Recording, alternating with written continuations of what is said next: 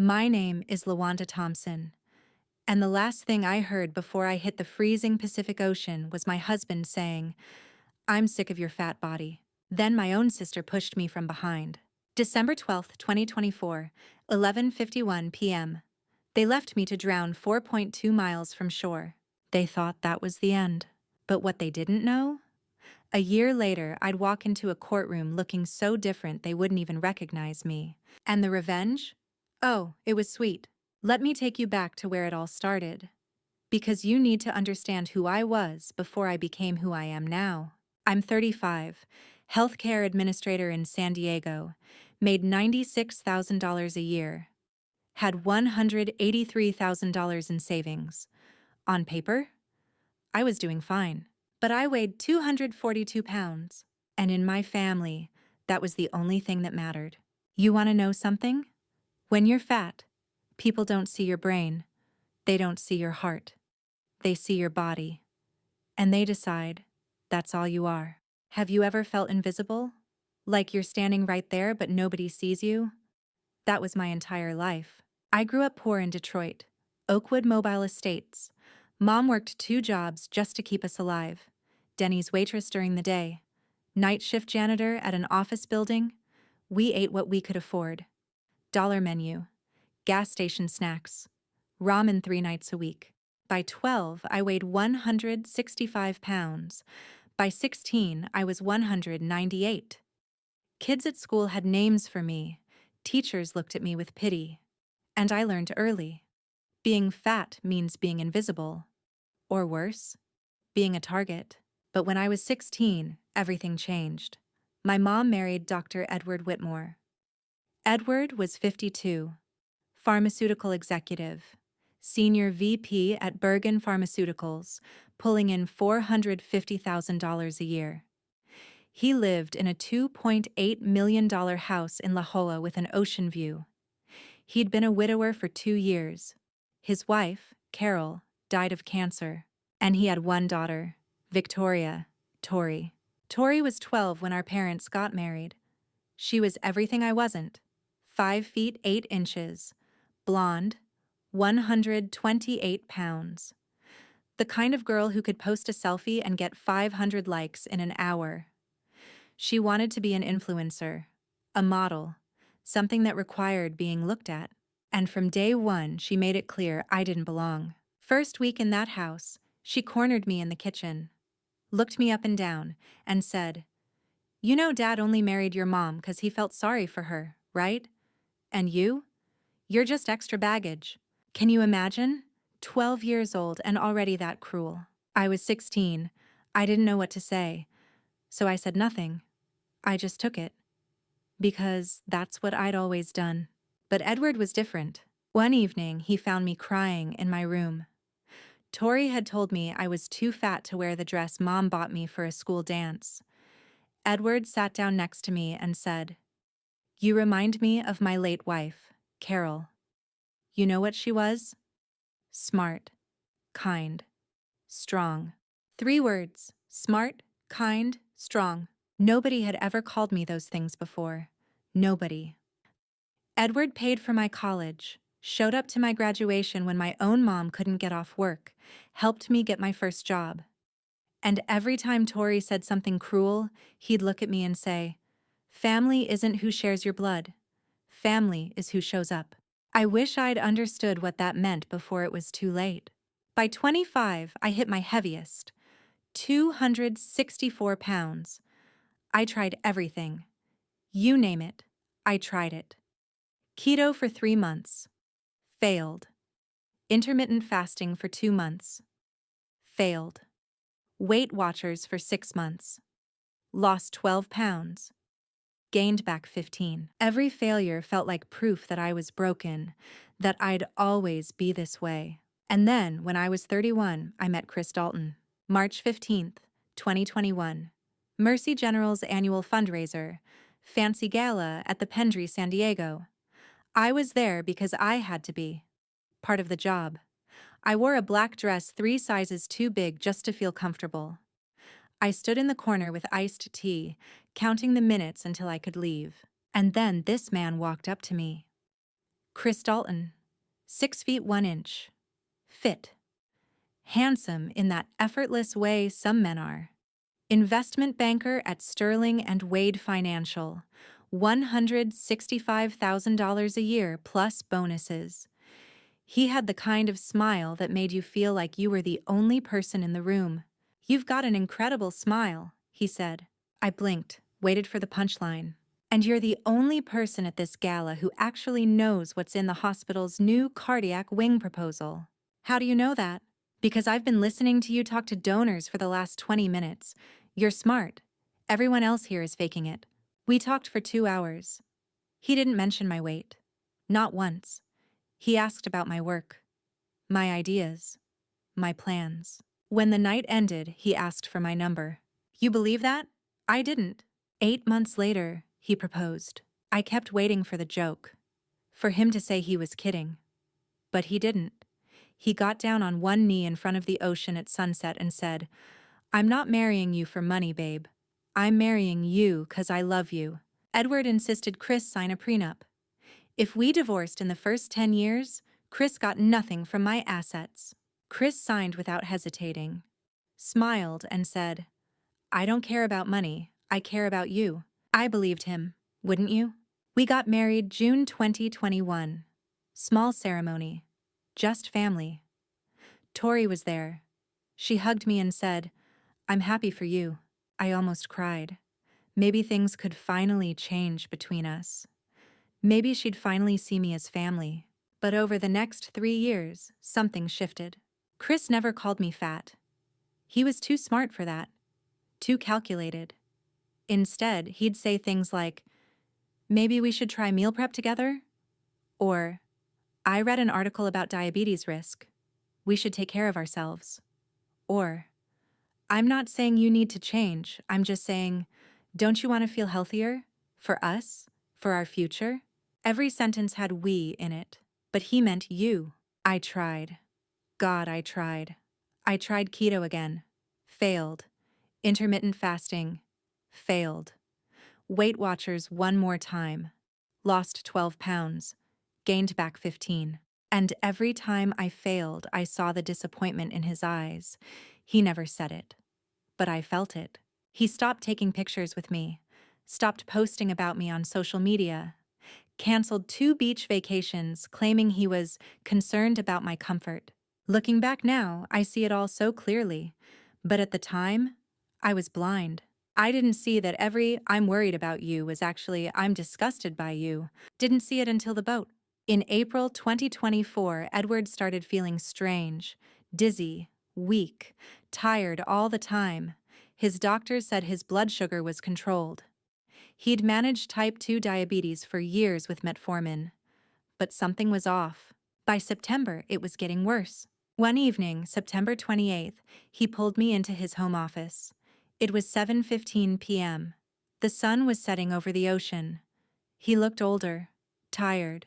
"I've been feeling strange," he said, "like something inside me is wrong. You should go back to the doctor, get more tests." "I will." He paused, looked at me with this intensity I'd never seen before. "Lawanda, if anything happens to me, don't trust Tori. I know she's my daughter, but just don't trust her. Promise me." My stomach dropped. "Edward, what are you talking about?" "Just promise me." "I promise." He nodded, looked relieved. "Good, good." 2 weeks later, October 14th, 2024, Edward collapsed in his office. By the time the ambulance got there, he was gone. Official cause? Diabetic complications. At the funeral, Chris held my hand. Tori cried beautifully for the cameras, all the right tears at all the right moments. And I stood there numb, thinking about Edward's last words, "Don't trust Tori." 1 week after the funeral, October 21st, we went to Lawrence Bennett's office. Bennett and Associates Law, 350 West Ash Street, Suite 700. Lawrence had been Edward's attorney for 30 years, his best friend since college. It was 2:30 p.m. Lawrence sat behind his massive desk and read the will. Edward had split everything down the middle. $6 million to me. $6 million to Tori. Tori's face went white, her hands clenched. Why only $6 million? I'm his real daughter. Lawrence looked at her calmly. This was Edward's decision. I felt guilty, like I'd stolen something. I turned to Tori. I didn't ask for this. She stood up, grabbed her designer purse, and before she walked out, she looked at me with pure hatred and said, "Congratulations, Lawanda. You finally got what you wanted. Dad's money." The door slammed behind her. Chris squeezed my hand, whispered, "Don't worry, she'll get over it." But when I looked at him, his eyes weren't on me.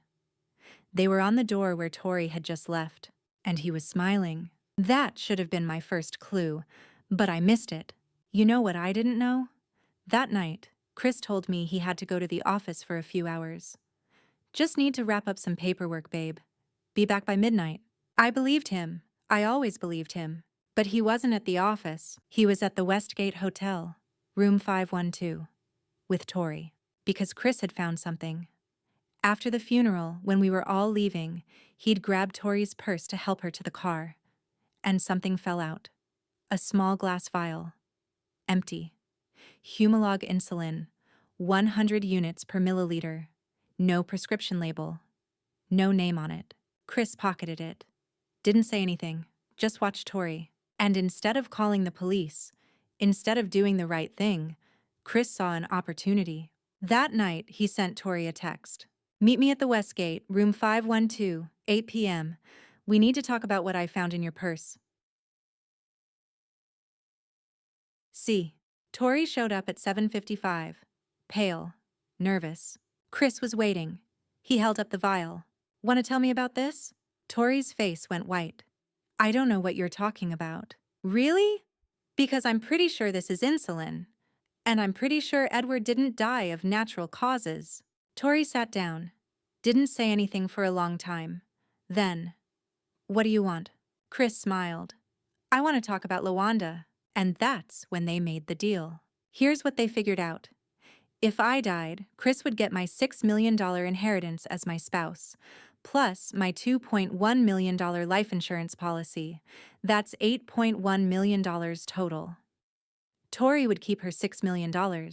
But if I died before the probate process was complete, before the estate was fully settled, the entire $12 million would go into Edward's estate. And then, as the only surviving heirs, Chris as my widower and Tori as Edward's only child could split it.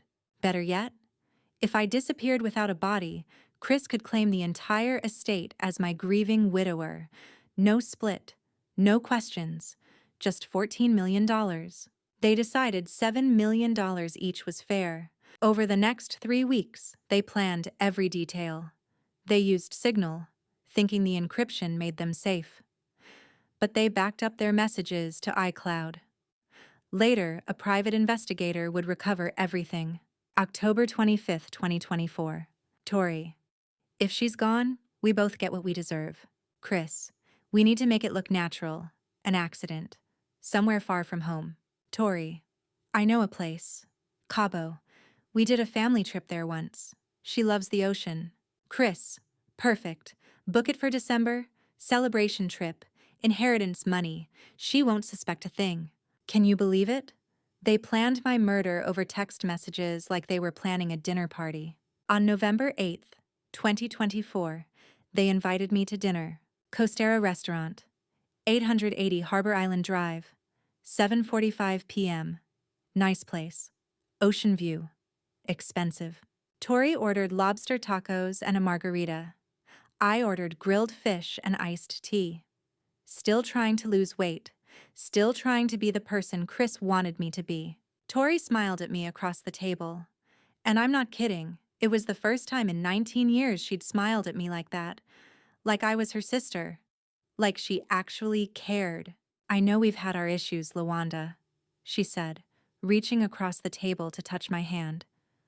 "But you're the only family I've got left now. Let's go to Cabo. Let's remember Dad together. Make new memories. What do you say?" I looked at her. I wanted so badly to believe that maybe, finally, Edward's death had changed something. that maybe grief had made her realize family mattered. Okay, I said. My voice cracked. Let's do it. Chris squeezed my hand. Let me take care of everything, babe. You deserve to relax. We booked 4 days in Cabo San Lucas, December 10th through 14th. Las Ventanas al Paraíso Resort, $1,850 a night. Chris said it was worth it. A celebration, a new beginning. We're starting fresh, he said. All of us. What I didn't know? In exactly 34 days, they'd push me off a boat and leave me to drown. December 10th, we flew to Cabo. First class. Chris paid for everything. Don't worry about money, babe. Edward would have wanted this. The resort was beautiful. Ocean view suite, private balcony, king bed with Egyptian cotton sheets, minibar stocked with champagne. For 2 days, it was perfect. Better than perfect. It was everything I'd ever wanted. Day 1, December 10th, we had breakfast by the pool. Tori took selfies, posted them on Instagram with captions like family time with my favorite sister and remembering dad in paradise. People commented, you two are so cute, and love this energy, and sister goals. If only they knew what she was really planning. Day 2, December 11th, we went to the spa. Tori insisted on paying for my massage. 75 minutes, $280. My treat. She said, you deserve it.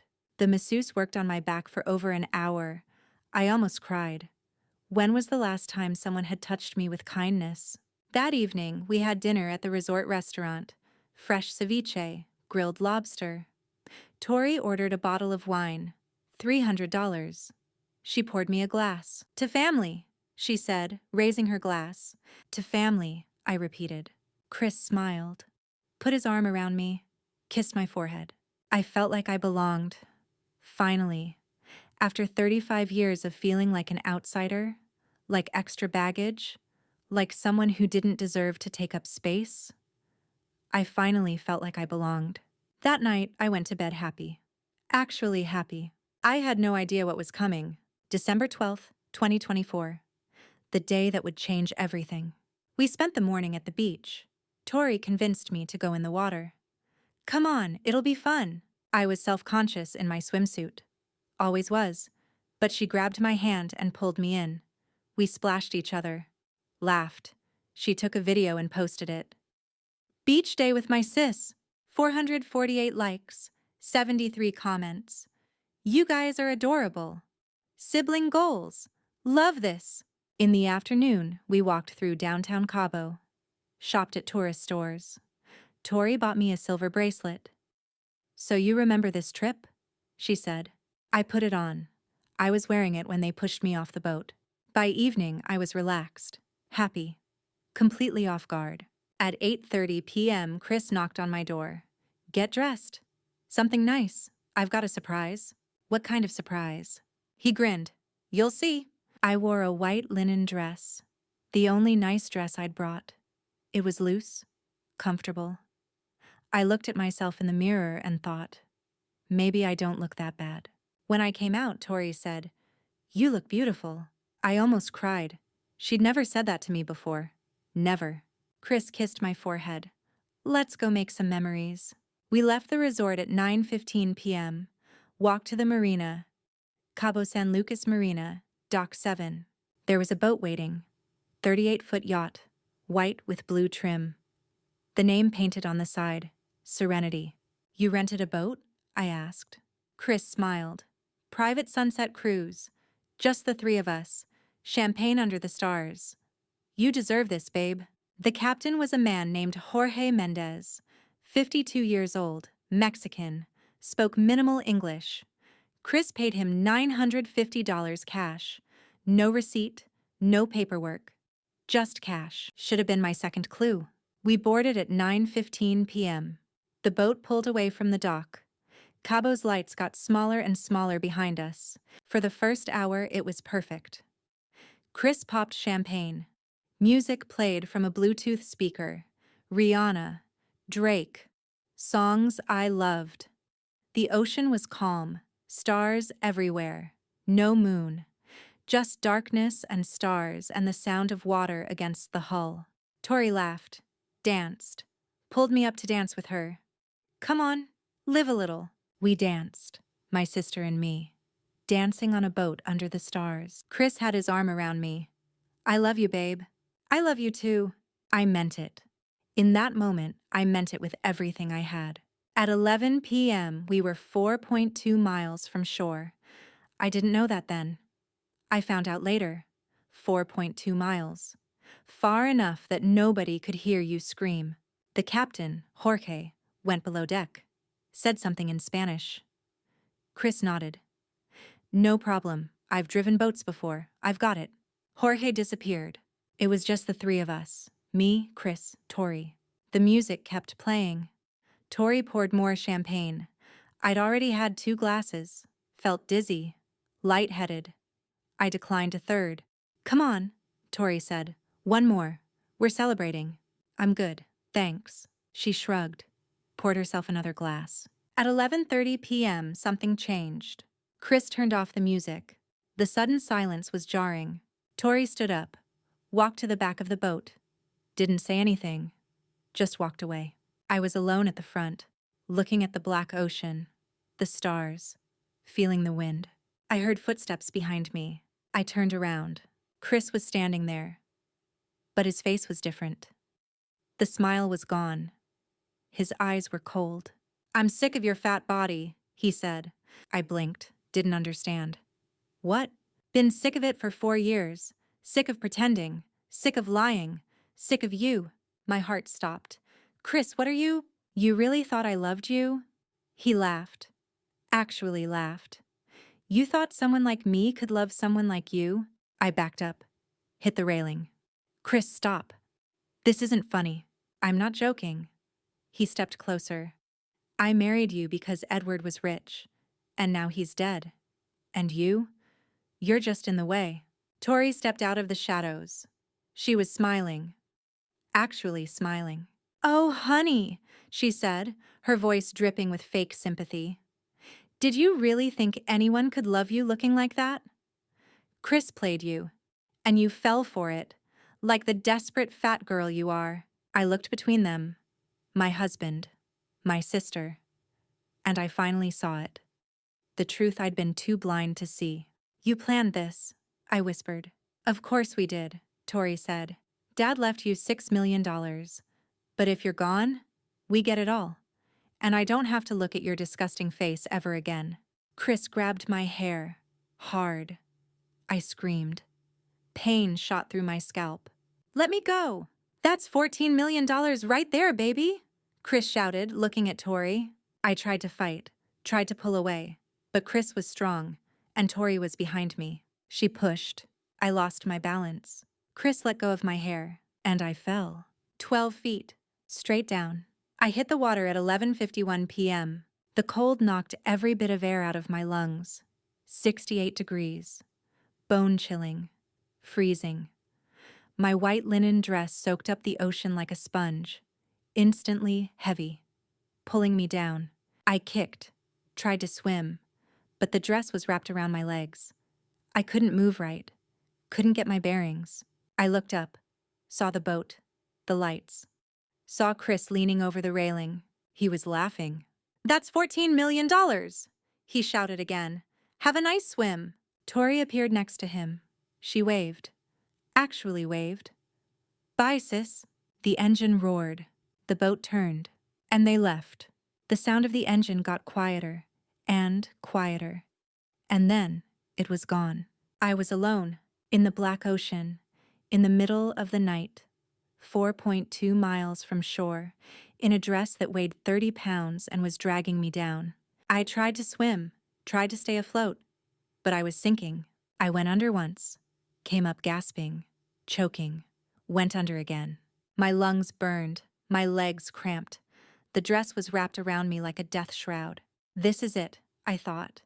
This is how I die, alone in the ocean, and nobody will ever know the truth. I thought about my mom, about Edward, about the fact that I'd spent my whole life trying to be good enough, and it was never enough. Never. And you know what I felt? Anger. Pure, burning anger. I went under a third time. Water filled my mouth. My nose. I couldn't breathe. Couldn't see. Everything was black. My lungs gave out. I stopped fighting, and everything went dark. But then, something grabbed me. Hands, strong hands on my arm, pulling. I felt myself moving. Up toward the surface. I broke through at 12:08 a.m., 17 minutes after I'd gone under. I gasped, choked, threw up seawater. My lungs were on fire. Someone was holding me. I couldn't see, couldn't focus. But I heard a voice. "You're okay. Breathe. Just breathe." A woman's voice, accented, Spanish. Through the water in my eyes, I saw her. Dark hair plastered to her head. Wet suit. Dive mask pushed up on her forehead. Maybe 30 years old. She was crying. "They tried to kill me," I whispered. My throat felt like sandpaper. She looked at someone else. A man. He said something in Spanish. Fast. Urgent. She looked back at me. "Hospital?" "No." I grabbed her arm. Squeezed. "No hospital. They'll find me. They'll finish the job, please." She stared at me for a long moment, then nodded. Said something to the man. He looked at me, then at her, then back at me. Finally nodded. "Okay," he said in heavily accented English. "We take you home." Her name was Sofia Ramirez, 29 years old. Dive instructor at a local shop in Cabo. She'd been doing a night dive to photograph bioluminescent plankton, those tiny organisms that glow in the dark water. She was with her coworker, Miguel Santos, 34. He was on the support boat while she dived. Sofia had been at 25 feet deep, about 600 feet from where I'd been pushed. She was adjusting her underwater camera, trying to get the perfect shot, when she saw something in her peripheral vision. Something big, something sinking. She swam over, and she saw me. Dress billowing, arms floating, sinking into the darkness. She didn't think, didn't hesitate, just grabbed me and kicked for the surface. She saved my life. Sofia's apartment was tiny, 420 square feet in Colonia Centro. One bedroom. Rent was $380 a month. She let me sleep in her bed. She slept on the couch. For 4 days, I was barely conscious. Fever of 102. Shaking so hard my teeth chattered. Nightmares every time I closed my eyes. I kept seeing Chris's face, hearing Tori's laugh. Sofia and Miguel bought medicine with their own money. Paracetamol for the fever. Amoxicillin for pneumonia risk because of all the water I'd inhaled. Pedialyte to keep me hydrated. They didn't know me. They had no reason to help me, but they did it anyway. On the 5th day, December 17th, I woke up at 6:30 a.m. The fever was gone. My head was clear for the first time. Sofia was asleep on the couch. Her feet were hanging off the edge. She'd given me her bed for 5 days. I tried to sit up. Every muscle in my body screamed. I felt like I'd been hit by a truck. Sofia heard me moving. Her eyes opened. "You're awake." "Yeah." She sat up, rubbed her eyes. "How do you feel?" "Like I drowned." She almost smiled. "You did." We sat there for a long time, just looking at each other. Finally, I asked the question. "Why'd you save me? You don't even know me." Sofia looked at me, really looked at me. "Because you were drowning, and I don't let people drown." It was that simple for her. That's just who she was. Over the next 2 weeks, my memory was weird. Patchy. I knew my name. I knew I'd been pushed off a boat.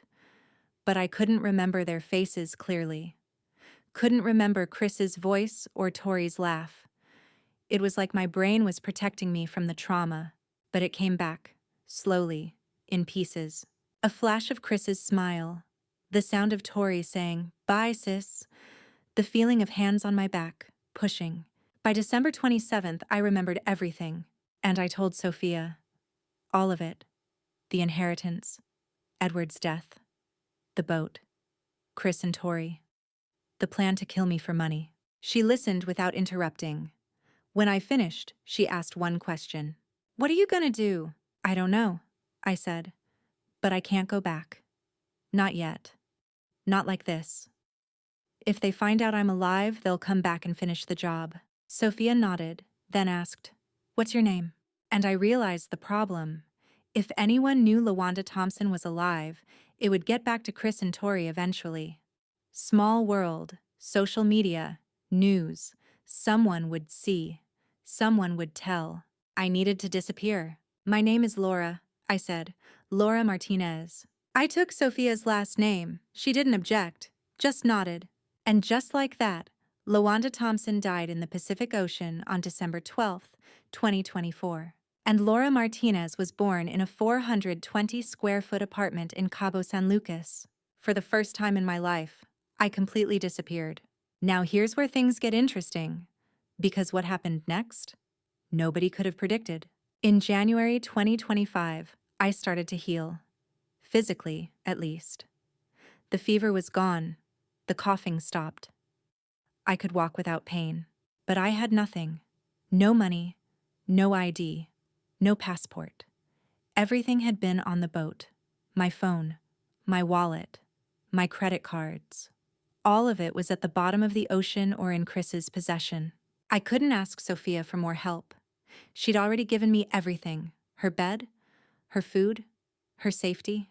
In February, Sophia helped me get a job. Pueblo Bonito Resort. Housekeeping. $18 a day. Cash.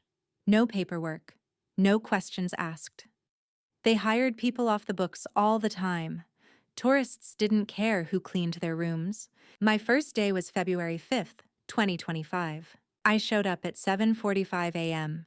They gave me a uniform, white polo shirt, khaki pants, a name tag that said Laura. I cleaned 14 rooms that day, 8 hours straight, made beds, scrubbed toilets, vacuumed floors, wiped down mirrors, changed sheets. My back hurt, my knees hurt, my hands were raw from chemicals. I cried in the supply closet during my lunch break, but I didn't quit. You know why? Because quitting meant going back to being the woman who let people walk all over her. The woman who took abuse and said, "Thank you." The woman who disappeared to make other people comfortable. I wasn't that woman anymore. I couldn't be. Not after what I'd survived. At the end of that first week, I stepped on a scale in the resort's employee gym. 238 pounds. I'd lost 4 pounds in 5 days, not because I was trying, not because I was dieting, but because I was working, moving, surviving. And here's the thing. Nobody tells you about survival. Your body changes when you're fighting to live. I walked 40 minutes each way from Sophia's apartment to the resort. 80 minutes of walking every day, in the heat, uphill. My legs burned, but I kept walking. I ate simple food, real food. Not because I was trying to be healthy, but because it's all I could afford. Street tacos for $1.50 each. Agua fresca for 50 cents. Fresh fruit from the market for $2. I was spending $5 to $7 a day on food. No fast food, no drive-thrus, no processed meals, no soda, no chips. Just real food. Tacos, rice, beans, fruit, water. I wasn't trying to lose weight. I was trying to survive. But the weight started falling off. By the end of February, I weighed 228 pounds, 10 more pounds gone. By the end of March, 218. By the end of April, 208. By the end of May, 201. In 4 months, I'd lost 41 pounds. And I hadn't counted a single calorie, hadn't stepped foot in a gym, hadn't followed a diet plan. I'd just survived.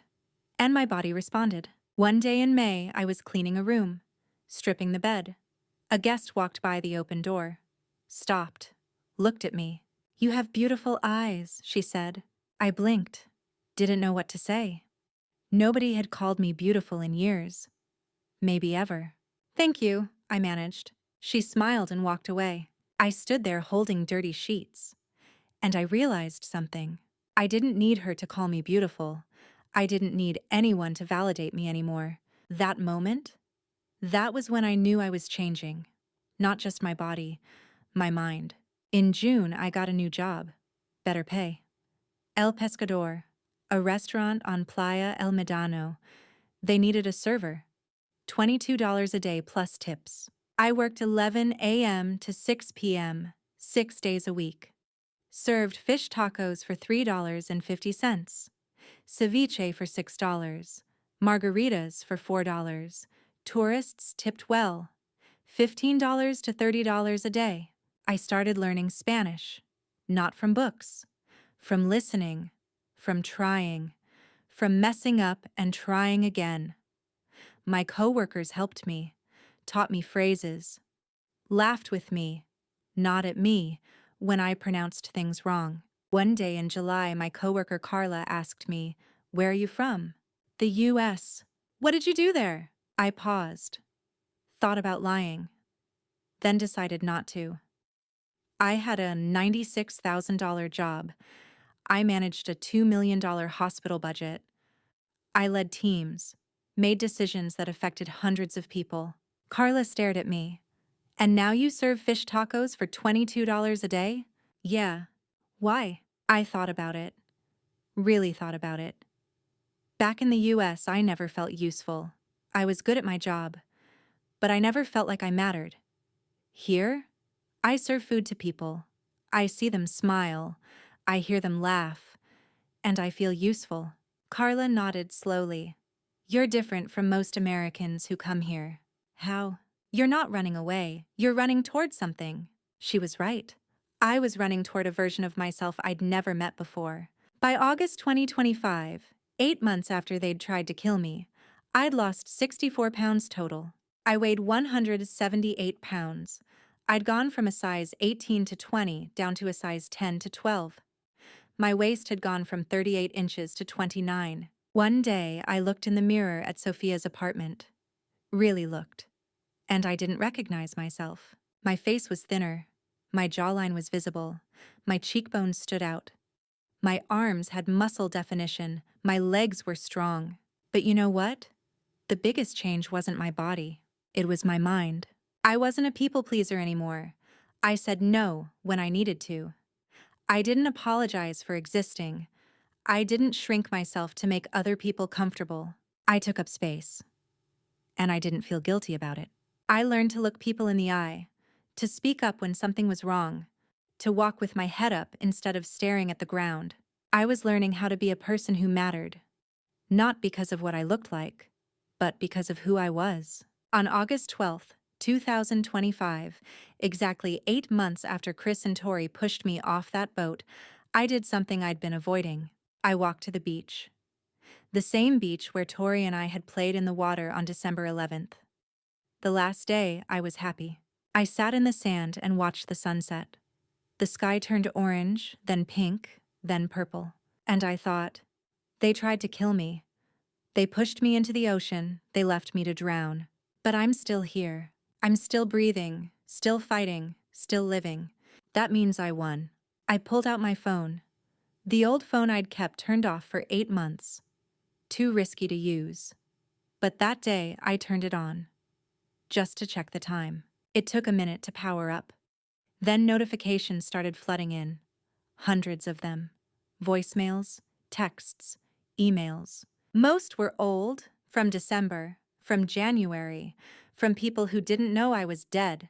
But one was recent, August 10th, just 2 days ago. An email. Subject: Lawanda, I know you're alive. We need to talk. Sender: Lawrence Bennett. My heart stopped. Actually stopped. Lawrence Bennett, Edward's attorney, Edward's best friend. How did he know? I opened the email with shaking hands. Lawanda, this is Lawrence Bennett. I was your father's attorney and his best friend for 30 years. I know what happened in Cabo. I know you're alive, and I've got something Edward left for you. Something that'll change everything. Please respond. You're not safe until they're in prison. LB. I stared at the screen, read it 3 times, 4 times. Lawrence knew, but how? I sat on that beach for 20 minutes, thinking, processing, trying to decide. Finally, I typed one word: how. I hit send before I could change my mind. 3 hours later, my phone buzzed. Lawrence had responded. I'll explain everything. Can we meet? I'm in San Diego, but I can fly to Cabo tomorrow. This is urgent. Please. We arranged to meet. August 18th, 6 days later. Café Del Mar, a small cafe in downtown Cabo, 10:30 a.m. I got there at 10:15, wore a baseball cap and sunglasses, sat in the corner facing the door, watched every person who walked in. At 10:32, a man entered. Late 50s, gray hair, expensive suit, leather briefcase. He looked around. His eyes passed over me, then stopped, came back. He stared. "Luanda," he said quietly. I nodded. He walked over, sat down across from me. His hands were shaking. "My God," he whispered. "Luanda, I thought Edward would be so proud of you." "How'd you know I was alive?" I asked. Lawrence opened his briefcase, pulled out a thick folder. "I didn't believe it when they said you drowned. Something felt wrong. At your memorial service on December 20th, I saw Chris and Tori together. The way they stood, the way they looked at each other, too comfortable, too close, and neither of them seemed sad. That's not proof." "No, but it was enough to make me suspicious. So I hired someone. Monica Torres, former LAPD detective, best private investigator in San Diego." He opened the folder, pulled out photos. Monica found security footage from Cabo San Lucas Marina, December 12th, 2024, 9:15 p.m. You, Chris, and Tori boarding a boat called Serenity. Timestamp 11:43 p.m. Chris and Tori returning. Alone. I stared at the photos. There we were, me in my white dress, smiling, clueless. That proves they came back without me. Doesn't prove I'm alive. No, but Monica kept digging. She traced digital footprints, bank records, email activity. And in July, she got a hit. Someone logged into your old Gmail account, lawanda.thompson.1989@gmail.com, from an internet cafe in Tijuana, Cyberzone, Avenida Revolucion, July 14th at 3:42 p.m. I felt cold. That was me. I needed to check something. I know. Monica tracked the login location, and I flew down here to find you. Why? Why would you do this? Lawrence reached into his briefcase again. He pulled out a small USB drive and a sealed envelope with Edward's handwriting on it. My name. Because your father knew, Lawrence said, his voice cracking. He knew Tori was dangerous, and he left this for you. He slid the USB drive and envelope across the table. What is this? Your father's last message. He recorded it 2 weeks before he died, September 28th. But Luanda, he paused, looked me in the eye.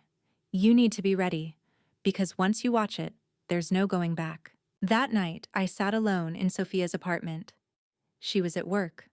I was alone with my laptop and the USB drive. I plugged it in, one file, for _Lawanda_final.mp4, 18 minutes and 6 seconds. My cursor hovered over it for a full minute. Did I want to see this? Did I want to hear Edward's voice? I clicked play. Edward's face filled the screen. He was sitting in his home office, the office where we'd had our last conversation, the ocean visible through the window behind him. The timestamp said September 28th, 2024, 9:03 p.m. He looked tired, older than I remembered. His eyes had dark circles under them. His hands shook slightly. Luanda, he said. His voice was hoarse. If you're watching this, it means I'm gone. And it means Lawrence kept his promise to get this to you. He paused, took a breath. His eyes were already wet. I need you to know something, and I need you to really hear me. You were never a burden. You were never extra baggage. You were never anything less than a gift to this family. I started crying immediately. When your mother married me, I got 2 incredible things. I got Diane, who made me remember how to smile after Carol died, and I got you. Smart, kind, strong Luanda. He wiped his eyes. I've been feeling strange for months now. Dizzy, weak. My doctors can't explain it. My blood sugar is controlled. but something's wrong, and I think—" He paused. "I think Tori's doing something. I don't have proof, but I know my daughter, and I know she's capable of things I don't want to believe." My hand covered my mouth. "I've been a terrible father to her. I spoiled her. I let her get away with too much. I thought if I gave her everything, she'd turn out okay. But I was wrong. And now I think she's poisoning me. I think she wants me dead." He leaned forward, closer to the camera. "So I'm changing my will. I've drafted a second will. It's hidden in a safe deposit box at First Republic Bank in La Jolla. Box number 1583. Only Lawrence has the key. In this will, I'm leaving everything to you. Not half. All of it. $12 million. Tori gets nothing." I gasped. "You earned it, Lawanda. You worked. You cared. You showed up. You never asked me for a single thing. And you chose this family. Tori was born into it. But you chose it. That means everything." His voice broke. He was crying now. "Lawanda, I love you like you were my own daughter. No, I love you more than my own daughter. Because you showed me what family really means. It's not about blood. It's about who shows up. And you always showed up." He wiped his face, tried to compose himself. "I'm sorry I didn't protect you from Tori. I'm sorry I let her hurt you all those years. I saw it happening and I didn't stop it. I thought she'd grow out of it. I thought she'd change. I was wrong. And I'm so sorry." He looked directly into the camera, directly at me. "Promise me something. Don't let her win. Don't let her take what's yours. You deserve this money. You deserve this life. You deserve everything good that comes your way. Promise me you'll fight. Promise me you won't give up." His hand reached toward the camera, like he was reaching for me. "I love you, Lawanda. I always will. And I'm so proud of the woman you are." The screen went black. I sat there, the laptop screen glowing, Edward's face frozen in my mind. I cried for 45 minutes. Deep, sobbing, gasping cries. The kind that come from somewhere you didn't know existed inside you. Sophia came home and found me on the floor. She didn't ask questions. Just sat next to me. Held my hand. Let me cry. When I could finally speak, I said, "He loved me. I know. He really loved me. I know. And they killed him." Sophia squeezed my hand. "What are you gonna do?" I wiped my face, looked at her. "I'm going home, and I'm taking everything back." The next morning, I called Lawrence. "I'm ready. Let's go home." "You sure? Once we start this, there's no turning back." "I'm not going home as Lawanda Thompson. I'm going home as someone they'll never see coming." 3 days later, Lawrence flew back to Cabo, August 22nd. This time, he brought someone with him. Dr. Carmen Ruiz, 49 years old, plastic surgeon, 20 years of experience. She ran Clínica Belleza in Tijuana, just across the border. "You need to come back unrecognizable," Lawrence explained, "for safety and for strategy. If they see you coming, they'll run. Or worse, they'll try again." I'd lost 64 pounds, but I had excess skin, loose skin around my stomach, my arms, my thighs. It hung, it sagged. It reminded me every day of who I used to be. "I can remove the excess skin," Dr. Ruiz said. "Tummy tuck, arm lift, thigh lift, breast lift. I can also do a small rhinoplasty. Change the shape of your nose slightly. Nothing drastic. But enough that facial recognition software wouldn't match you to old photos." "How much? For everything?" $28,600. I didn't have $28,600. I had $1,840 saved from 8 months of working. "I'll pay," Lawrence said. "Consider it a loan against your inheritance. You can pay me back when the estate is settled." I looked at Dr. Ruiz.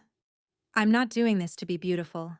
I'm doing this so they don't recognize me until it's too late." She nodded. "I understand.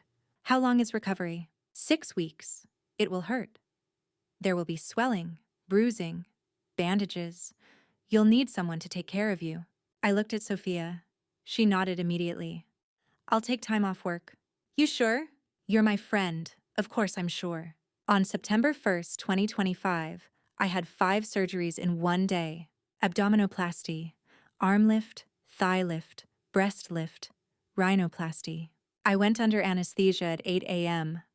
I woke up at 3 p.m. wrapped in bandages, tubes draining fluid, pain everywhere. Sophia was there, holding my hand. You did it, she said. Did it hurt? I mumbled through the pain meds. You're asking me? She laughed. You're the one who just had surgery. I mean, was it worth it? Sophia squeezed my hand. Ask me in 6 weeks. Recovery was hell. Worse than drowning, worse than the fever, worse than anything. I couldn't move without pain, couldn't lift my arms, couldn't bend, couldn't turn. Every breath hurt. Sophia took 2 weeks off work, unpaid. She stayed with me, changed my bandages, helped me to the bathroom, made me food, forced me to drink water. Dr. Ruiz visited twice a week, checked my incisions, adjusted bandages, prescribed pain medication. Week 1 was agony. Week 2 was slightly better. Week 3 I could move without crying. Week 4 the bandages came off. I didn't look in a mirror. I was too afraid. Week 5 the swelling started going down. Week 6, October 15th, 2025. I finally looked. Sophia had a full-length mirror in her bathroom. I'd avoided it for 6 weeks. But that morning I stood in front of it, and I didn't recognize the person looking back at me. My face was thinner, sharper. My nose was slightly different. My jawline was defined. My neck was long. My body was completely transformed. Flat stomach, defined arms, no excess skin. Everything was tight, toned, strong. I touched my face, like I needed to confirm it was real. Is that really me? I whispered. Sophia stood behind me. That's really you. I don't look like LaWanda Thompson. No, you don't. I turned to her. They won't recognize me. She smiled. That's the point. On October 20th, Lawrence came to see me. He walked in, stopped, stared. LaWanda. Yeah. He walked closer, studied my face. My God. Chris and Tori won't know it's you until you tell them. I smiled. That's the point. Lawrence sat down, opened his briefcase, pulled out legal documents. Here's the plan. On November 18th, 2025, we file the second will with the San Diego County Superior Court. Same day, we file criminal charges: attempted murder, conspiracy to commit murder, fraud, elder abuse for poisoning Edward. Will it go to trial? Yes, but it'll be expedited. The evidence is overwhelming. Security footage, text messages, audio recordings, Edward's video, and your testimony. How fast? I've already talked to the DA's office. Chris's lawyer is negotiating a deal. Chris wants to testify against Tori in exchange for a reduced sentence. He's willing to waive his right to a lengthy discovery period. He wants it over fast. Why would he do that? Lawrence smiled. Because he's a coward. And cowards turn on each other when the walls close in. When's the trial? December 15th. That was less than 2 months away. I also hired someone to protect you, Lawrence continued. He pulled out a photo. Rachel Kim, 38 years old, former Secret Service. She carries a Glock 19. She'll be with you 24/7 from the moment we land in San Diego until Chris and Tori are convicted. $200 a day. I looked at the photo. Rachel looked tough. No nonsense. Exactly what I needed.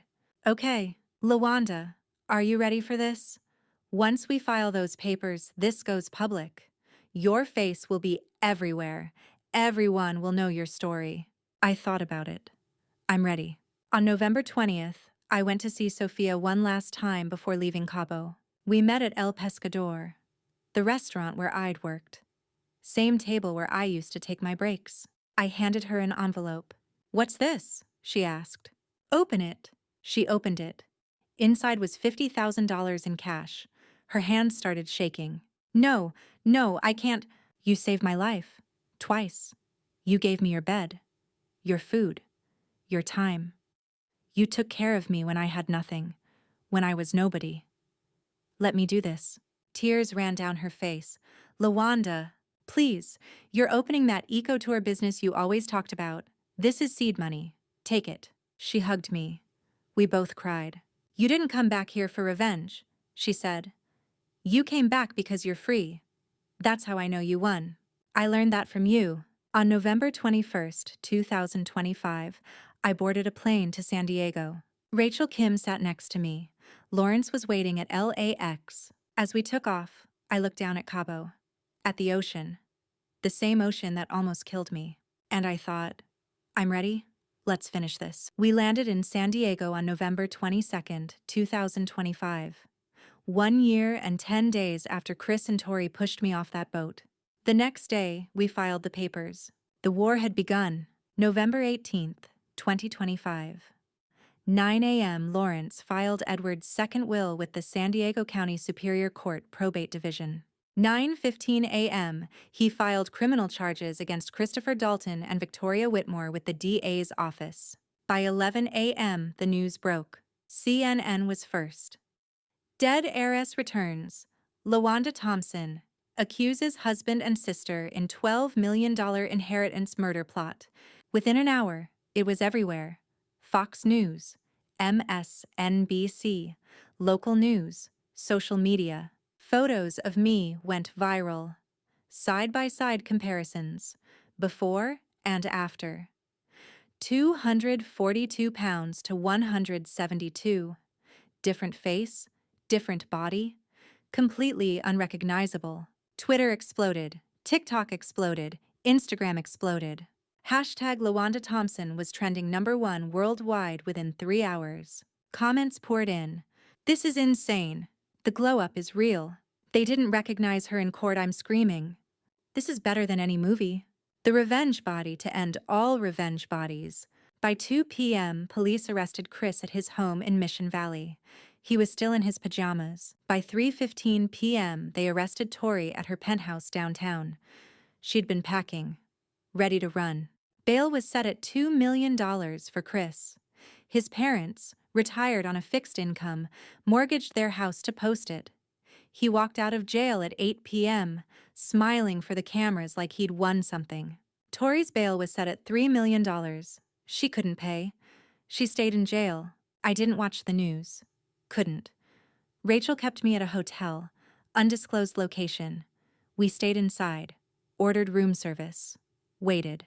The trial was set for December 15th, less than a month away. "Are you ready for this?" Rachel asked me one night. "I don't know." "You're about to face them. In person. Can you handle that?" I thought about it. Thought about Chris's face as he grabbed my hair. Thought about Tori laughing as I fell.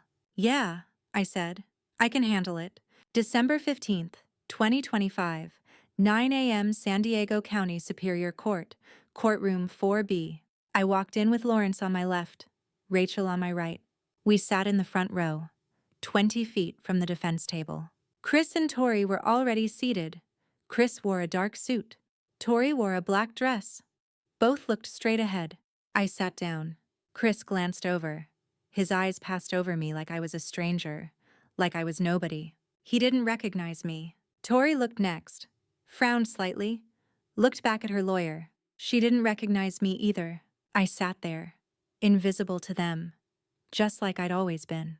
The bailiff called the court to order. "All rise. The Honorable Judge Marianne Caldwell presiding." Judge Caldwell entered, 62 years old, gray hair pulled back, known for tough sentencing, no nonsense. The jury filed in. 12 people, 7 women, 5 men.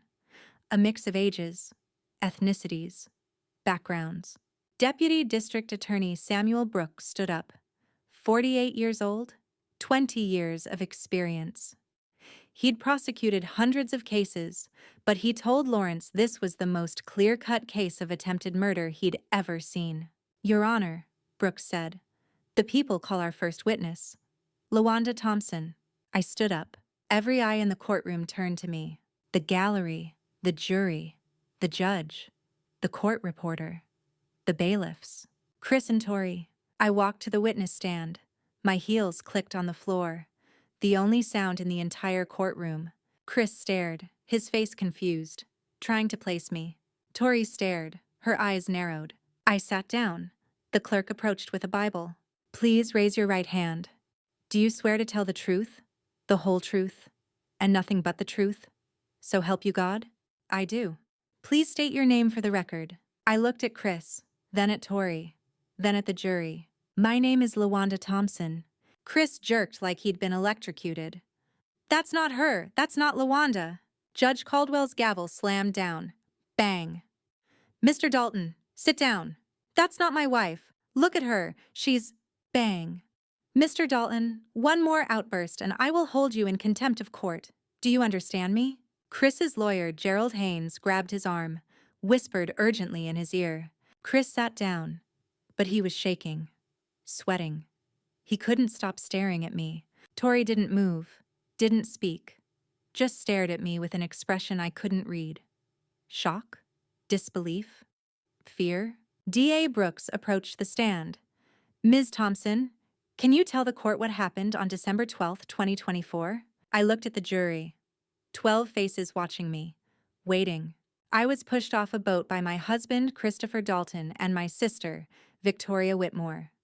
They left me to drown in the Pacific Ocean so they could steal my $12 million inheritance. The courtroom erupted. People in the gallery gasped, whispered. The judge slammed her gavel. Order! I will have order in this courtroom. For the next 2 hours, I told my story, every detail. The inheritance, Edward's death, the suspicious timing, the trip to Cabo, the perfect 2 days, the boat ride, the attack, the fall, the water, sinking, drowning, Sophia saving me, the 8 months in hiding, the transformation. The jury leaned forward. Some took notes. Some just stared.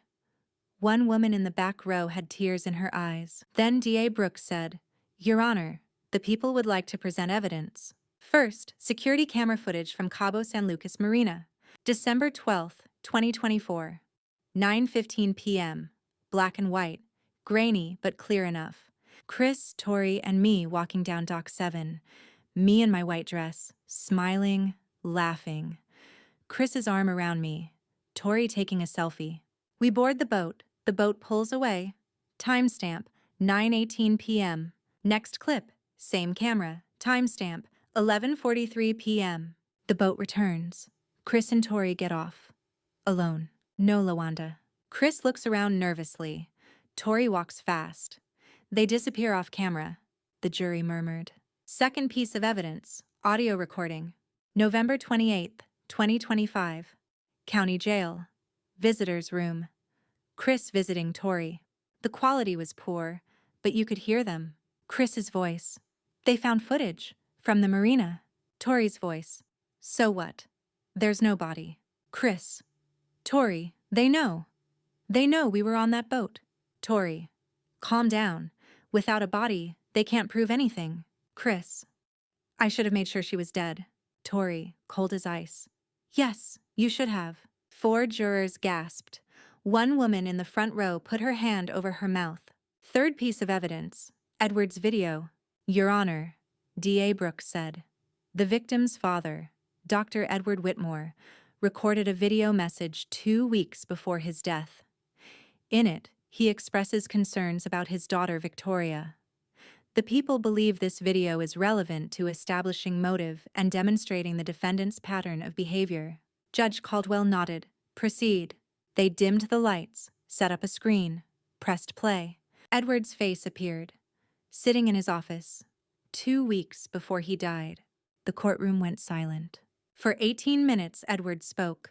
About his love for me, about his suspicions that Tori was poisoning him, about changing his will, about leaving me everything.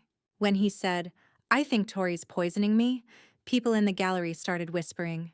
When he said, I love you like you were my own daughter, more than my own daughter, I saw 3 jurors wiping their eyes.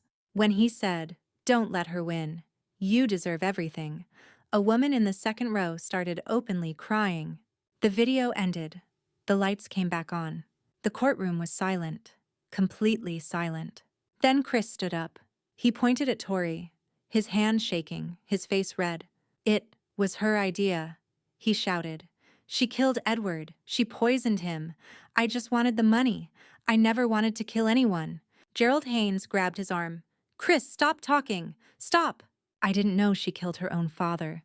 She told me it was natural causes. She lied to me. Judge Caldwell's gavel slammed. Bang, bang, bang. Mr. Dalton! But Chris kept going. He was unraveling.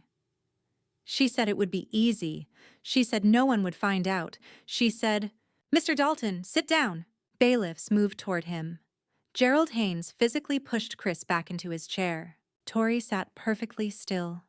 Didn't move. Didn't react.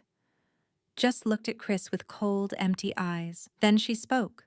Her voice quiet but clear. You're pathetic. Chris stared at her. What? You're pathetic. You were always pathetic. And now you're a pathetic coward who can't even own what you did. I did this for us. You did this for you. She turned away. Pathetic. The judge called a recess.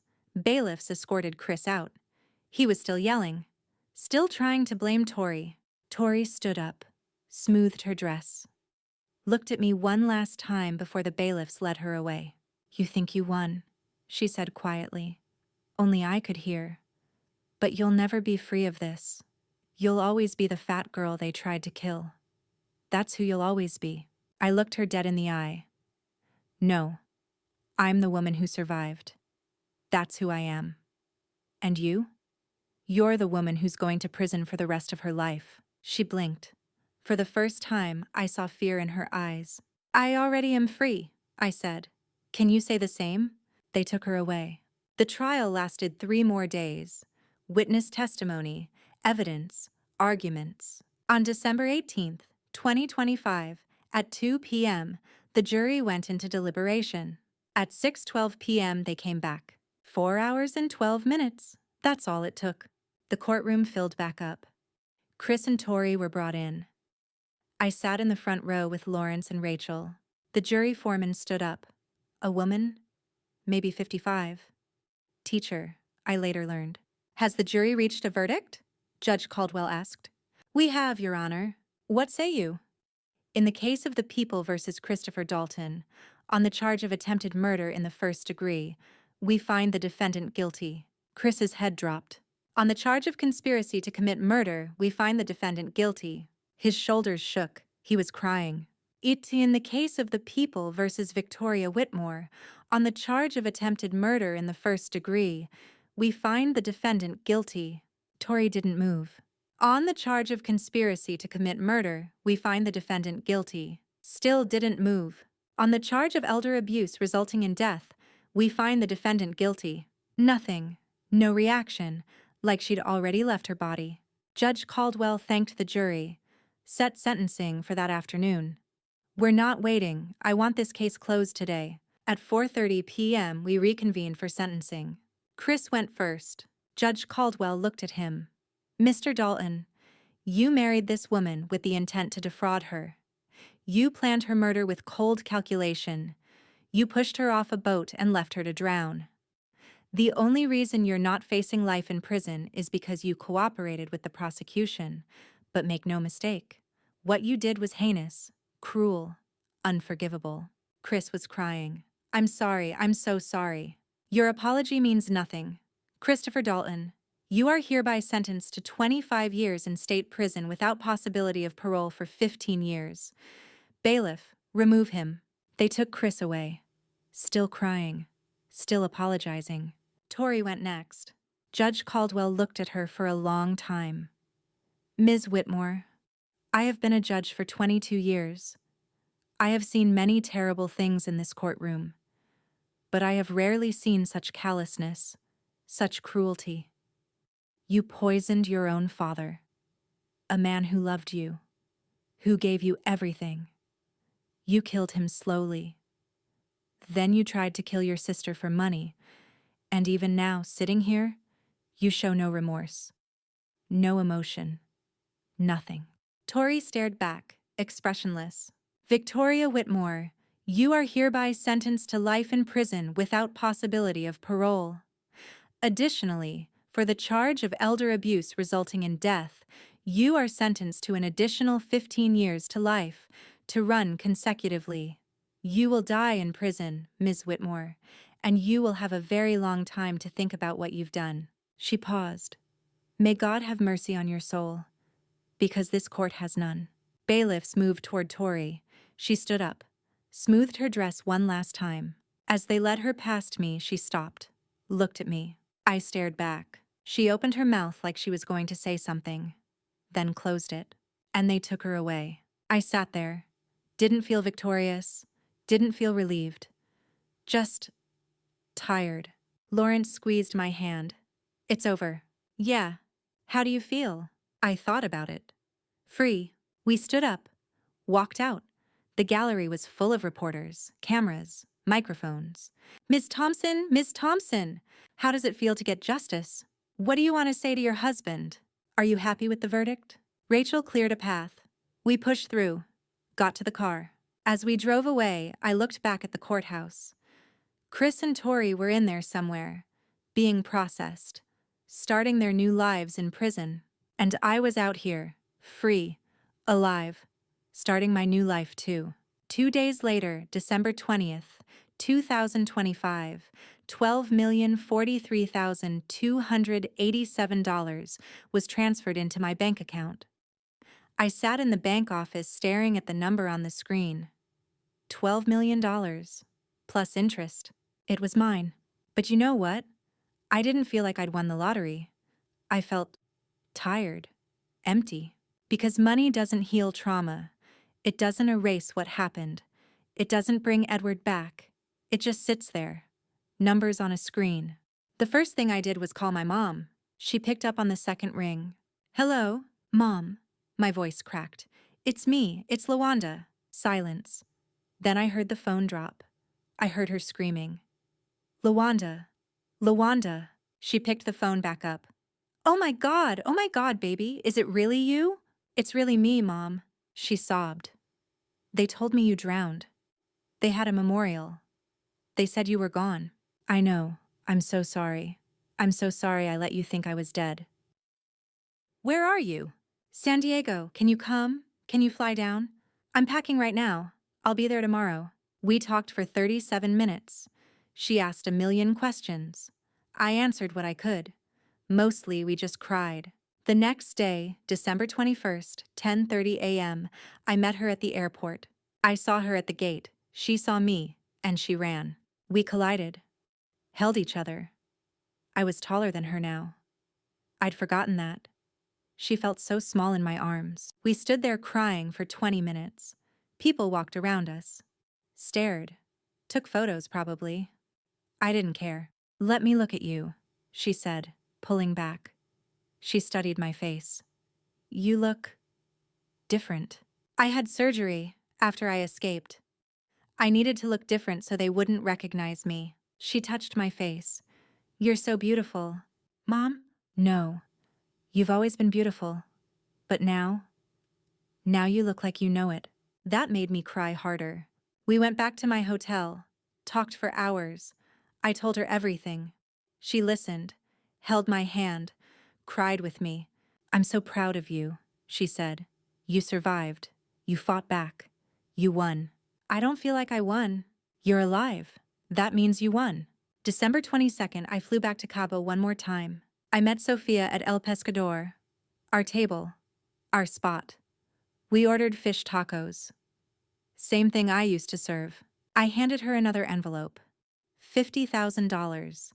She'd tried to refuse the first one, but I'd already deposited it in a bank account in her name. She couldn't give it back. You gave me my life back, I said. Let me give you your dream. She was opening her eco tour business. Sustainable diving tours. Marine conservation. Everything she'd ever wanted. We ate, laughed, cried, made promises to stay in touch. You know what the best part is? Sophia said. You didn't come back here for revenge. You came back because you're free. Really free. That's how I know you won. I stayed in Cabo for 3 more days. Walked on the beach. swam in the ocean. The same ocean that almost killed me. And I wasn't afraid anymore. Back in San Diego, I bought a condo in Coronado Shores. 2 bedrooms, $850,000. Ocean view, paid cash. My mom moved to a place 10 minutes away. We see each other 3 or 4 times a week. She's teaching me how to cook. Real cooking. Not fast food. Not processed meals. Real, healthy food. I didn't go back to Mercy General Hospital. Didn't go back to healthcare administration. Instead, I started a nonprofit. Second Chance Foundation. Initial funding, $500,000. Mission: support survivors of domestic violence, financial abuse, and family betrayal. We provide housing assistance, legal support, counseling, and job training. Because I know what it's like to have nothing, to be nobody, to need someone to believe in you. On January 15th, 2026, I spoke at our first fundraising event. 200 people showed up. Local business owners, donors, survivors. Someone in the audience asked, "How did you survive?" I thought about it. I survived because giving up would have meant they won, and I refused to let them win.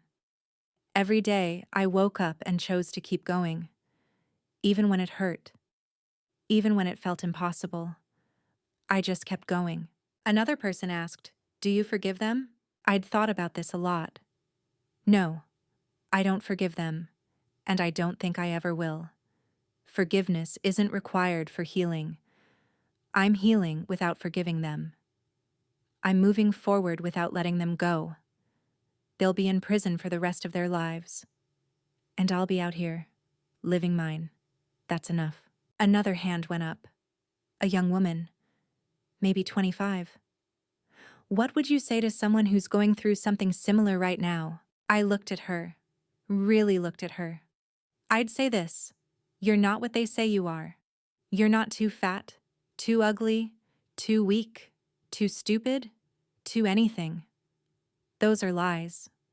Lies designed to keep you small, to keep you quiet, to keep you under control. But you are so much more than what they see. You are strong. You are worthy. You are enough. You were always enough. And if you can just hold on, just keep breathing, just keep going one more day, you'll see that too. The room was silent. Then everyone stood up, started clapping. I stood there, on that stage, in front of all those people, and I felt something I'd never felt before. Pride. Not pride in how I looked, pride in who I'd become. It's February 2026 now. 14 months since Chris and Tori pushed me into the ocean. I'm standing on a beach in San Diego, Coronado Beach, same beach where Chris proposed to me 5 years ago. The ocean is in front of me, calm today, blue-green, beautiful. I'm not afraid of it anymore. I'm not afraid of anything anymore. Because here's what I learned. They tried to erase me. They tried to make me disappear. They tried to prove I was worthless. But I survived, and that changed everything. I survived drowning. I survived being alone in a foreign country with no money, no ID, nothing. I survived 8 months of hard labor. I survived surgery. I survived a public trial. I survived all of it. And you know what that means? It means I can survive anything. So let me ask you something. Have you ever felt like someone was trying to break you? Trying to make you feel small? Trying to convince you that you're not enough? Have you ever felt invisible? Worthless? Like you don't matter? Listen to me. Really listen. You matter. You've always mattered. And the fact that you're still here, still breathing, still fighting, that proves it. I weighed 242 pounds when they tried to kill me. They thought I was too fat to deserve love, too ugly to deserve respect, too worthless to deserve life. They were wrong. And whoever told you that you're not enough, they're wrong too. You are enough, exactly as you are, right now, not 20 pounds from now, not after you get that promotion, not after you change everything about yourself. Right now, you are enough. And if someone in your life is making you feel like you're not, leave. I know it's not always that simple. I know there are complications. But start planning. Start saving. Start building your exit strategy. Because nobody gets to decide your worth but you. I didn't survive to stay quiet. I didn't survive to play small. I didn't survive to let their voices win. I survived to tell you this. You can do hard things. You can survive impossible things. You can transform your entire life. But you have to choose it. Every single day. You have to wake up and choose survival. Choose growth. Choose yourself. And I know it's hard. God, I know it's hard. There were days in Mexico when I wanted to give up. When I wanted to just disappear. When the pain felt like too much. But I kept going.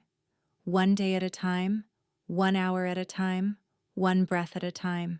And now I'm standing here, free, alive, strong, unafraid.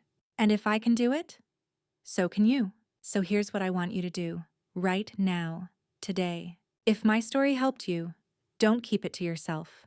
Share it. Send it to someone who needs to hear it. Comment below and tell me your story. Because we're stronger together. Because knowing someone else survived makes it easier to believe you can too.